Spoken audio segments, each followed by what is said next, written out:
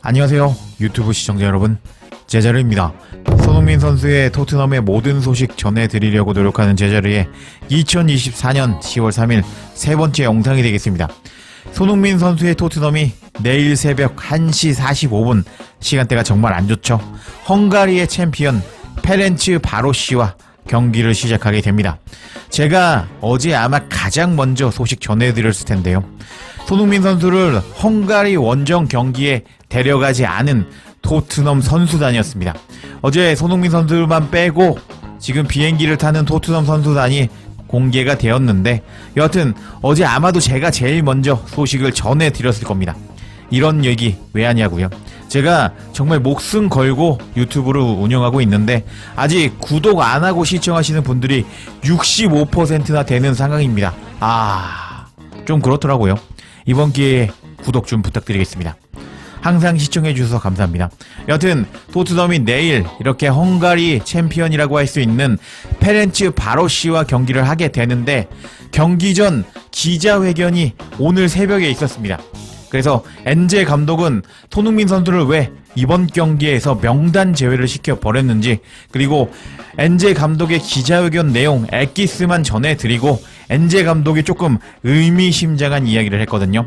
저는 그게 의도하지는 않았지만 홍명보 감독에게 경고를 날리는 것이라고 저는 해석을 했는데, 왜 그렇게 해석을 했는지 한번 관련 소식들 바로 알아볼까요? 토트넘이 이번에 상대하게 되는 페렌츠 바로시라는 팀이 어떤 팀인지 제가 이해하기 쉽게 설명드려보도록 하겠습니다.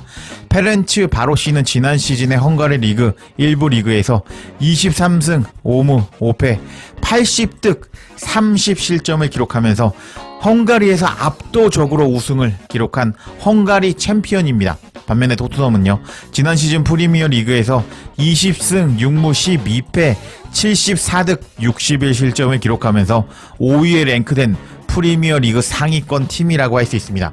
근데 프리미어 리그와 헝가리 리그 사이에는 정말 엄청난 차이가 있다고 할 수 있는데, 일단 헝가리 리그는요, 전 세계적인 스타 플레이어가 없습니다.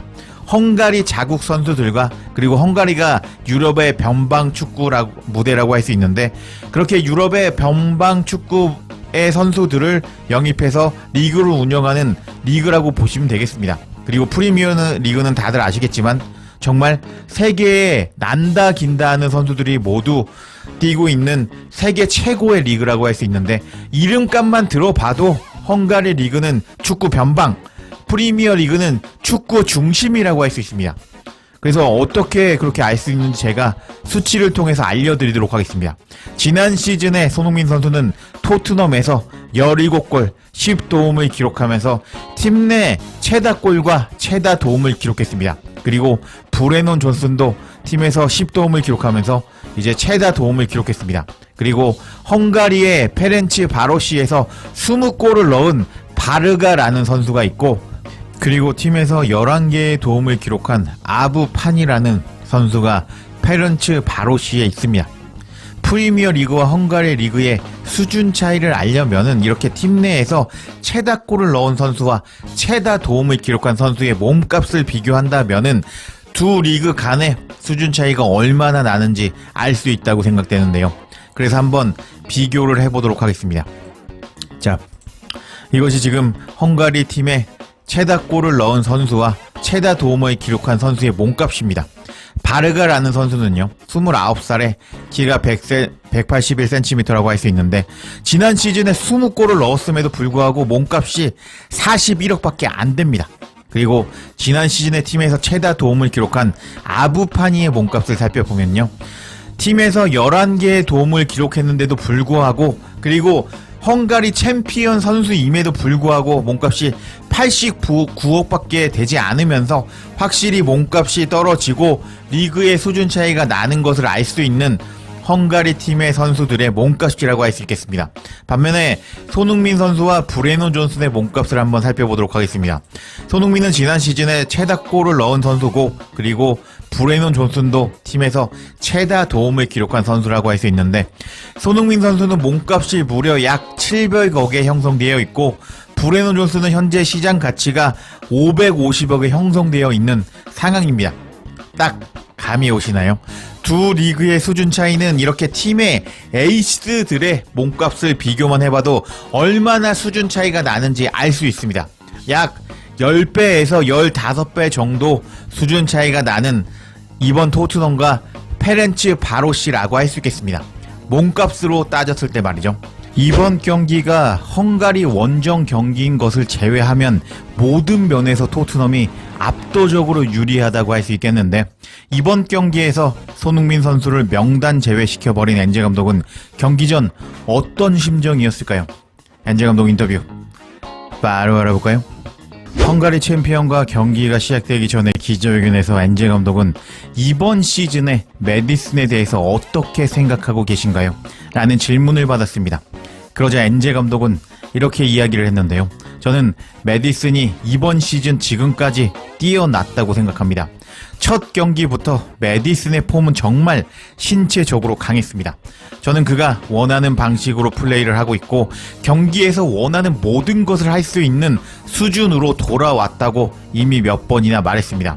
저는 2-3주 동안 메디슨의 골과 어시스트에 영향을 미쳤다고 할 수 있겠는데, 이는 항상 메디슨의 포지션에 있는 선수들과 함께 강조되고 있는 상황이지만 메디슨의 전반적인 플레이는 뛰어났습니다.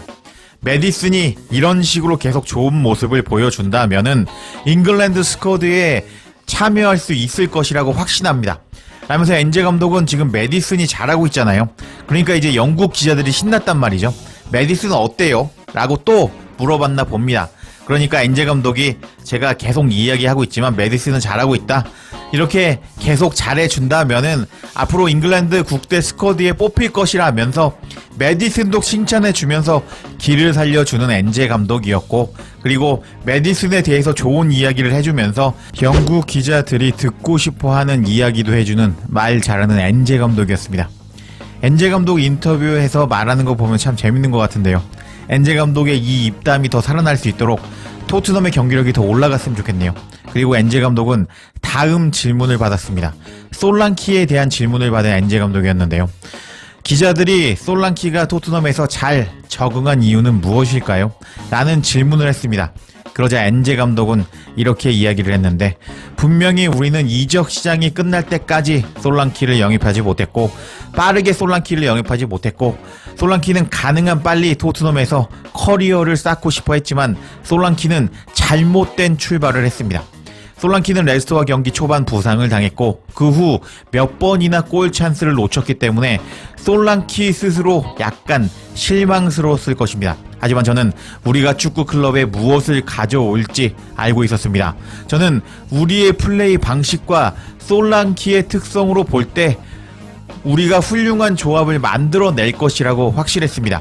그래서 저는 훈련 첫날부터 그것을 알아볼 수 있었고 우리는 인내심을 가져야 했습니다. 솔랑키는 지금 신체적 건강 면에서 올라가고 있고 저는 솔랑키가 경기할 때마다 더 강해지는 것처럼 보인다고 생각합니다. 우리 토트넘의 전방 공격수는 힘든 역할을 해야 한다고 할 수 있는데 골도 넣어야 하고 또한 연계 플레이와 프레싱도 해야 하기 때문에 토트넘의 최전방 공격수는 힘든 역할이라고 할 수 있는데요. 솔랑키는 몇 경기를 부상으로 놓쳤지만 솔랑키에게 상당한 양의 작업량을 주었습니다. 훈련량을 주었습니다. 솔랑키가 강해지고 있는 게 보입니다. 분명히 솔랑키가 골을 넣은 것도 도움이 될 것입니다. 솔랑키는 스트라이커인데요. 그는 골을 넣고 싶어하고 골을 넣는 것이 솔랑키가 토트넘에서 커리어를 시작한 것에 대해서 더 좋은 기분을 느끼는데 도움을 줄 겁니다. 저는 솔랑키가 매우 좋은 컨디션이라고 생각하고 솔랑키는 이미 우리 축구 클럽에서 큰 영향력을 끼쳤다고 생각합니다. 그리고 저는 우리 토트넘과 솔랑키가 지닌 잠재력에 대해서 더 기대하고 있고 솔랑키가 상당한 영향력을 보여줄 수 있다는 것을 기대하고 있습니다. 하면서 솔랑키가 현재 3경기 연속골을 넣고 있는데 초반부터 잘한 것은 아니었잖아요. 솔랑키가 부상으로 시작이 좋지 않았는데 그럼에도 불구하고 엔제 감독은 솔랑키가 토트넘과 엔제 시스템에 잘 맞을 것이라고 확신했고 부상 중인 솔랑키한테 상당한 훈련량과 작업량을 주었다고 합니다. 그래서 솔랑키를 3경기 연속골 넣을 수 있게 살린 비하인드 스토리를 밝히는 엔제 감독이었습니다. 확실히 솔랑키가 부상으로 못하고 골을 못 넣었을 때는 1130억 버리는 거 아니야? 이렇게 생각을 하게 되었지만 솔랑키가 살아나자 역시 사람의 마음은 간사한 것 같아요. 솔랑키 너무 잘 산 것 같다 이렇게 생각하게 되는데요. 솔랑키가 앞으로 더 잘해줘서 이번 시즌에 20골 정도 넣어줬으면 좋겠습니다. 여하튼 이렇게 솔랑키가 잘하게 된 비하인드 스토리를 말하는 엔제 감독이었습니다. 그리고 엔제 감독은 손흥민 선수를 명단 제외시킨 이유에 대해서 밝히기 시작합니다. 엔제 감독이 뭐라고 말했는지 관련 소식도 바로 알아볼까요? 그리고 엔제 감독은 다음 질문을 받게 되었습니다. 선수단에 대해서 여쭤보고 싶은데요. 영국에 남겨둔 선수가 있나요? 레길론은 이번에 스쿼드에 합류돼서 같이 왔는데 경기에 출장할 수 없는 이유는 무엇인가요? 하면서 누구를 두고 왔냐? 레길론은 왜 스쿼드에 있는데 경기에 뛰지 않냐? 라고 질문을 한 기자였습니다. 그러자 엔제 감독은 답변을 하기 시작하는데 레길론은 토트넘 선수입니다. 훈련 세션이 있어서 균형을 맞춰주는 역할을 하고 있습니다. 훈련에 약 20명의 선수가 필요하고 경기날에 한 명을 빼는 것이라고 할 수 있는데요. 징계로 못 나오는 드라구신과 부상당한 선수 몇 명을 데려오는 건 말이 안 된다고 생각합니다. 목요일 늦게까지 영국으로 돌아갈 필요가 없으니까 말이죠. 그래서 젊은 선수 몇 명을 데리고 왔습니다. 아카데미에서 어젯밤 경기를 했는데 그걸 방해하고 싶지는 않았지만 젊은 선수 몇 명을 레길론과 데려와서 오늘 훈련이 정말 잘 되도록 했습니다. 스쿼드 면에서 참가하지 못한 선수를 말하자면 우도기는 이번 원정에 참여하지 않았습니다. 우도기의 부상 상태는 크게 나쁜 것은 아니라고 할 수 있는데 우도기가 경기에 나오지 않을 거면 데려오는 거는 말이 안 된다고 할 수 있습니다. 드라구시는 출장 정지였기 때문에 안 데리고 왔고 소니는 런던에서 재활을 하고 있기 때문에 데리고 오지 않았습니다. 그래서 스쿼드의 나머지 젊은 선수들을 투입하였고 원정에 데리고 왔습니다. 하면서 엔제 감독은 손흥민 선수를 이번 헝가리 원정에 데리고 오지 않은 이유에 대해서 밝혔는데 부상당한 선수를 데리고 오는 것은 말이 안 된다고 말하면서 손흥민 선수는 현재 영국에서 재활에 집중하고 있다고 손흥민 선수를 명단 제외시킨 이유에 대해서 밝힌 엔제 감독이었습니다. 엔제 감독은 이렇게 기자회견을 통해서 부상을 당한 손흥민 선수와 큰 부상은 아니지만 100% 몸 상태가 아닌 우도기를 데려오지 않으면서 휴식을 부여하는 모습을 보여줬습니다. 그리고 이렇게 얘기를 했죠. 부상을 당한 선수를 데리고 오는 것은 정말 말도 안 됩니다. 라고 이야기를 하면서 부상당한 선수는 원정 경기에 데리고 오지 않는 것이 맞다라고 말한 엔제 감독이라고 할 수 있겠습니다. 근데 홍명보 감독은 이번에 손흥민 선수를 국대 명단에 포함시키면서 약간 횡설수설을 했는데요. 일단 손흥민 선수가 중요한 선수이기 때문에 월드컵 본선까지 몸 상태를 잘 유지해줘야 된다. 그런 것을 알고 있고 또 손흥민 선수와 클럽과 이야기를 해봤는데 지금 손흥민 선수와 클럽이 손흥민 선수의 몸 상태가 100%가 아니고 지금 부상 중이라는 것을 밝혔다. 여기까지 얘기를 했습니다. 근데 그 다음 이야기가 무엇이었냐? 손흥민을 뽑았다. 이렇게 얘기를 했습니다. 조금 말이 안 되죠. 손흥민 선수가 중요한 선수라는 것을 안다. 월드컵 본선에까지 좋은 컨디션을 유지하는 것이 맞다. 라고 이야기를 했고 그리고 그 다음에 손흥민 선수 본인과 토트넘이란 클럽과 연락을 해서 손흥민 선수의 몸 상태가 100%가 아니고 부상 중이란 것을 알았다고 말한 홍명보 감독이었는데 홍명보 감독은 그런데도 손흥민을 뽑았다고 이야기를 했습니다. 그러니까 약간 횡설수설하면서 손흥민 선수를 뽑은 이유에 대해서는 정확하게 밝히질 않았죠. 근데 아마 숨겨진 뒷말이 있었을 것 같은데 홍명보 감독은 자신이 전술 때문에 지난번에 A매치 대회에서 이겼다고 말했습니다. 근데 사실은 손흥민 선수를 통한 해조 축구라고 할 수 있거든요.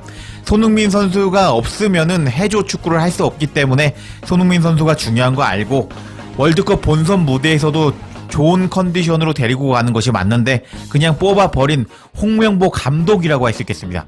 근데 엔제 감독은 뭐라고 말을 했느냐? 부상 선수를 스쿼드에 포함시키는 것은 말도 안 된다고 이야기를 하면서 현재 손흥민이 영국에서 재활을 하고 있다고 말하면서 의도하지는 않았지만 홍명보 감독에게 선수를 조금 더 소중하게 기용했으면 한다고 무언의 경고를 날렸다고 저는 이번 인터뷰를 해석을 하고 있습니다. 확실히 엔제 감독이 홍명보 감독보다 손흥민 선수를 더 아껴주는 것 같은데요. 제가 영상 도입부에서 이번 헝가리 챔피언이 토트넘과 전력 차이가 많이 난다고 말씀을 드렸지만 오늘 챔피언스 리그 보신 분들은 정말 원정 경기가 어렵다는 것을 알 수 있으실 겁니다. 빌라가 미넨을 잡았고요. 그리고 릴도 레알 마드리드를 홈에서 잡아버리면서 원정 경기는 항상 어렵습니다. 유럽 대항전의 원정 경기는 어렵다고 할 수 있는데 엔제 감독은 이렇게 어려운 헝가리 챔피언 원정 경기에서 손흥민 선수에게 휴식을 부여하면서 헝가리 원정에 아예 데리고 오지 않는 모습을 보여주면서 손흥민 선수를 아껴주는 모습을 보여줬습니다. 근데 홍명보 감독은 일단 손흥민 선수가 중요하다고는 말했지만 이번 국가대표 명단에 포함시켜 버리면서 손흥민 선수는 아껴줄 겁니다 라고 말했지만 실제로는 아껴주지 않는 모습을 보여줬는데요. 확실히 엔제 감독이 손흥민 선수를 더 챙겨주는 것 같고 제 영상을 꾸준히 보신 분들은 아시겠지만 사실은 엔제 감독은 손흥민 선수를 관리해주고 있었습니다. 그런데 선수들이 부상을 당하는 바람에 손흥민 선수가 어쩔 수 없이 혹사를 당했다고 말하는 엔제 감독이었는데요. 제가 영상 마지막에 링크 걸어 놓을 테니 안 보신 분들은 그 영상 보시는 것을 추천드리겠습니다. 여튼 엔제 감독은 이렇게 손흥민 선수를 아껴주면서 말로만 손흥민 선수를 아껴주고 있는 홍명보 감독에게 무언의 경고를 날렸는데요. 손흥민 선수는 이번에 헝가리 원정에 참여하지 않았기 때문에 이번 주말 갈매기 군단과 경기에서 나올 수 있을지 없을지 상황을 체크해 봐야 한다고 할 수 있겠는데 손흥민 선수의 몸 상태가 좋아져서 경기에 나오기를 바라고 있기는 하지만 또 한편으로는 손흥민 선수가 이번 기회에 햄스트링 부상에서 100% 회복될 때까지 휴식을 부여받았으면 좋겠다는 생각도 듭니다. 이번에 브라이튼과 경기에서 손흥민 선수가 또 결장하게 된다면은 홍명보 감독이 손흥민 선수를 부를 수 있는 이유가 없어지기 때문입니다. 여하튼 이번 주말 브라이튼과 경기에서 손흥민 선수가 선발로 나올지 아니면 또 휴식을 부여받으면서 홍명보 감독이 손흥민 선수를 부를 수 있는 이유가 없어질지 지켜봐야겠습니다. 또 흥미로운 소식이 있으면 바로 전해드릴 것을 약속드리며 영상 마치겠습니다. 제자리에 영상 놓치지 않도록 알림 설정 해주실 것을 부탁드리며 영상 마치겠습니다. 구독과 좋아요 댓글은 사랑입니다. 감사합니다.